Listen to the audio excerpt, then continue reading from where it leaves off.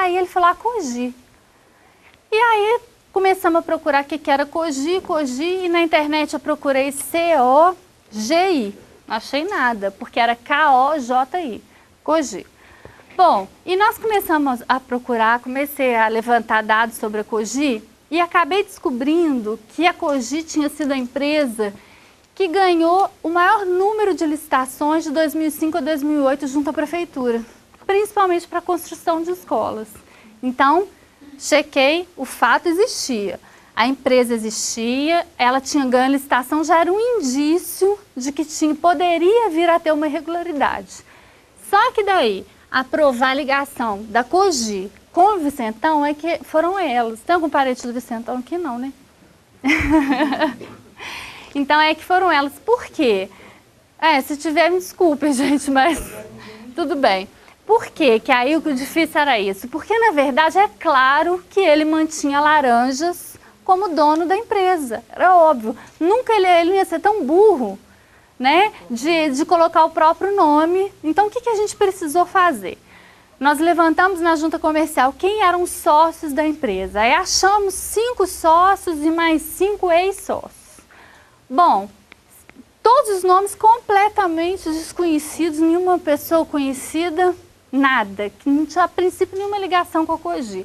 Então a gente precisava construir essa ligação, ver se essa ligação ia se confirmar. Aí o que a gente teve que fazer? Nós tivemos que tentar levantar quem era cada uma daquelas pessoas. E aí começou uma rotina mesmo de ir nos cartórios, de ir na Justiça do Trabalho, de ir na Receita Federal, que eu tenho alguns amigos lá e eu consegui muita ajuda deles. E é um trabalho de convencimento. Por quê? Porque a maioria dessas informações, elas são sigilosas, as informações. Então, mas o meu argumento também era muito forte. Eu falava, olha, você pode participar disso, você pode ajudar a derrubar a pessoa que ficou 20 anos no poder em Juiz de Fora lesando a cidade. Era meio que um apelo, entendeu? Então, assim, muita gente colaborou, outra já conhecia o nosso trabalho, facilitou, muita gente colocou seu emprego em risco e tal. Bom, e aí o que aconteceu? Nós levantamos endereços e tal, percebemos que todos aqueles sócios eram pobres, moravam em bairros de baixa renda. É impossível que eles fossem sócios de uma empresa que tinha ganho milhões em licitação, mais de 5 milhões, né? Que tivesse um capital social que se apresentava ali, que a gente conseguiu. Então a gente já teve mais uma dica. E a partir disso nós continuamos levantando até descobrir, com a ajuda do Ministério do Trabalho, todos os vínculos empregatícios daquelas pessoas. E aí foi o checkmate, porque todos eles eram ex-funcionários e funcionários da Câmara e da Prefeitura. Já tínhamos uma ligação. E precisávamos de uma ligação ainda mais forte, porque o nome de uma mulher aparecia sempre assinando as notas fiscais da licitação e tal. E a gente conseguiu descobrir que ela era secretária dele na presidência da Câmara. Então nós conseguimos, e fora muito mais coisa, né? Porque a gente precisou juntar muita prova, muito documento, era uma matéria muito arriscada. E depois da primeira matéria, logo depois da primeira publicação, ele se afastou da presidência da Câmara para nunca mais voltar, porque logo em seguida, 3 meses depois, ele renunciou. Né? Mas assim, foi um trabalho muito árduo, a gente teve que ler mais de 6.000 documentos de licitação. E uma coisa complicadíssima, porque a gente precisava xerocar aqueles documentos, e aquilo não estava... eu não me apresentei como jornalista, eu não disse que eu era jornalista nem que eu não era, não falei nada. Só falei que eu queria ter acesso às licitações, fui para o arquivo da prefeitura, fiquei sentada lá dias e dias. E claro que eu não ia perguntar se podia xerocar, porque era meio complicado. Então eu tirava uma folhinha hoje, xerocava, voltava para o processo amanhã. Foi uma luta. Mas foi muito legal, o resultado foi bacana, porque a gente, depois daquilo, teve comissão de ética na Câmara, teve a Prefeitura, instaurou uma sindicância, 17 pessoas foram demitidas, inclusive o presidente da Comissão Permanente de Licitação, que beneficiava a Cogi, tudo bom? Que beneficiava a Cogi nos processos de licitação. Então, facilitava a entrada da COGI, aceitava os recursos que a COGI apresentava em cima da hora e tal. Então, foram 17 exonerações além da renúncia do vereador. Gente, mas vamos falar um pouquinho sobre os... Você sofreu ameaça, Dani? Várias. Foi a matéria mais difícil para mim em relação à ameaça. A gente chegou, inclusive, a ter uma assistência da polícia, porque foi muito complicado. Bom... Além dessa questão da ameaça, como eu falei, é um trabalho muito grande. Você tem uma equipe, você trabalha com mais pessoas que te auxiliam a apurar, estudar. Pois é, assim, a maioria das matérias que eu faço eu trabalho sozinha, por quê? Porque a tribuna é uma redação muito enxuta, então é muito difícil para o jornal investir em vários repórteres para ficarem ausentes da redação por um mês, 2 meses, que dirá 3 meses, é muito complicado. Então eu acho assim que eu meio que conquistei esse privilégio ao longo do tempo e tenho essa disponibilidade de tempo. Agora, no caso COGI, eu trabalhei com o Ricardo Miranda e com a Tássia, que me ajudaram, foram colaboradores.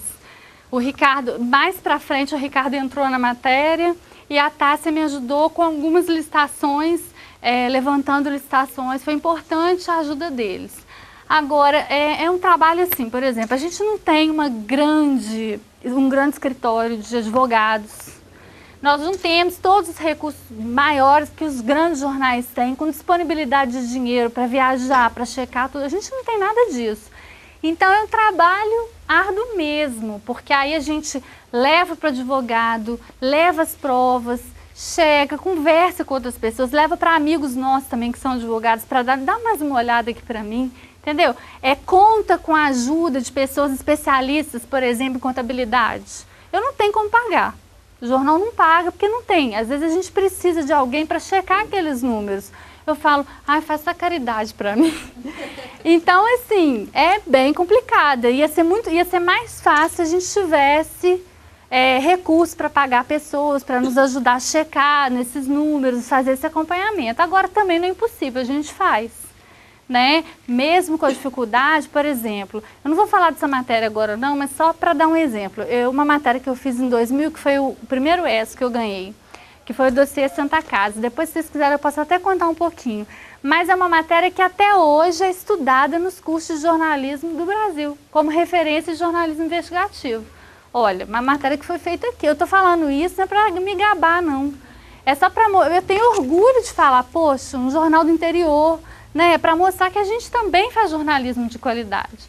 Né? Então, até hoje é uma matéria estudada. Foi uma matéria que foi publicada em 2000 e até hoje é uma matéria estudada nos cursos de jornalismo.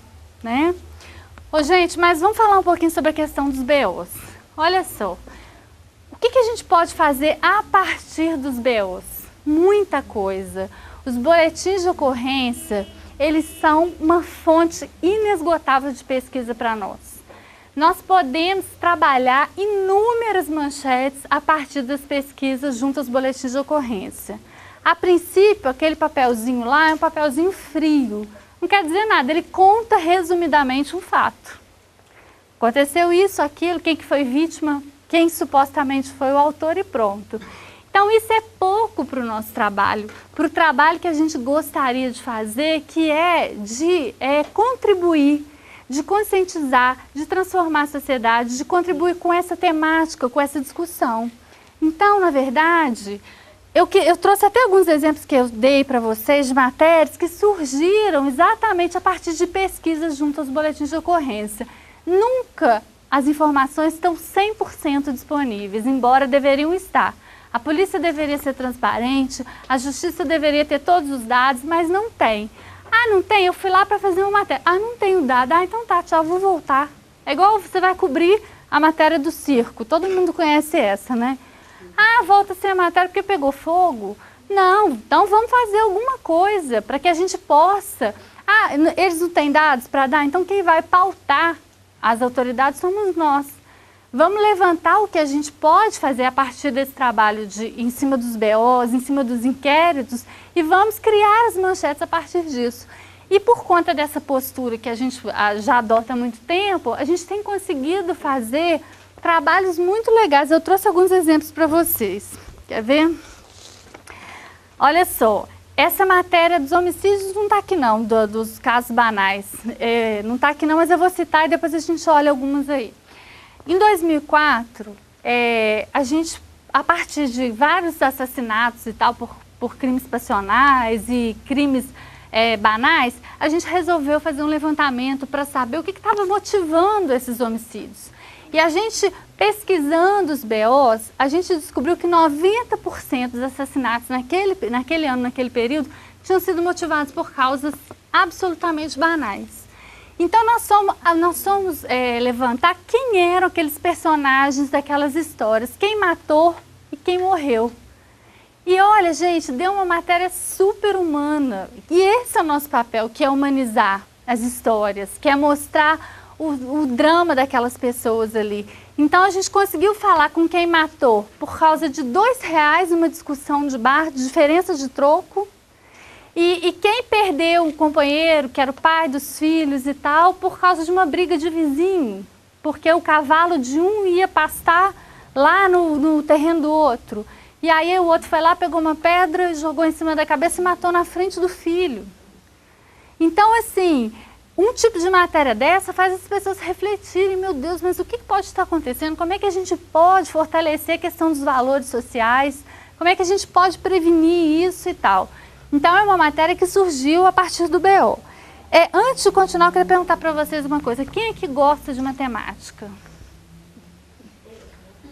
Nossa, uma! Quem não gosta?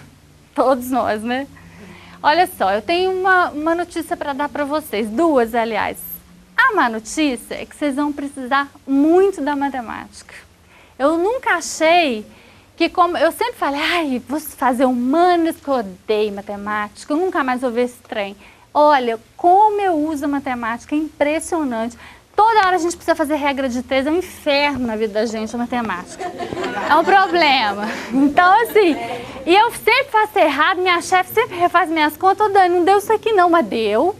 E aí a gente vai ver que realmente não deu, é um problema esse tal da matemática. Essa é a má notícia. A boa é que os números, a gente pode usar os números a nosso favor. Eles são, no bom sentido da palavra, manipuláveis. Então, repórter precisa de número? Precisa. Precisa por quê? Porque a gente precisa de um gancho para a matéria, a gente precisa de uma coisa para impacto. Para sustentar uma manchete, não dá só porque é uma boa história.